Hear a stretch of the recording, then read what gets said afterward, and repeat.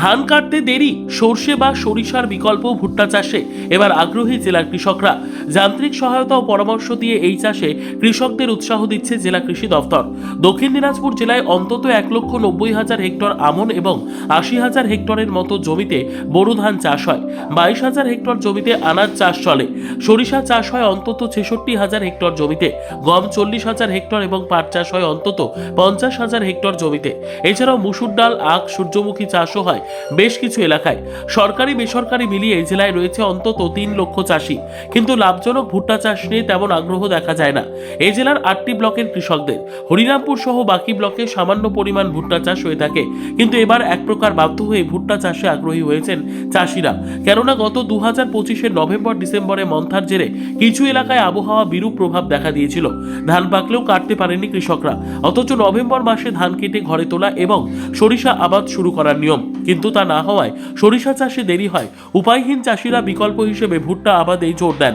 কার্যত সাপে বর হয়, কেননা জেলা কৃষি দপ্তরের তথ্য অনুযায়ী প্রতি 1 বিঘা জমিতে 14 থেকে 15 কুইন্টাল ভুট্টা উৎপাদন হয়ে থাকে, যেখানে শুধু আর্থিক লাভ হয় 6 থেকে 7,000 টাকা।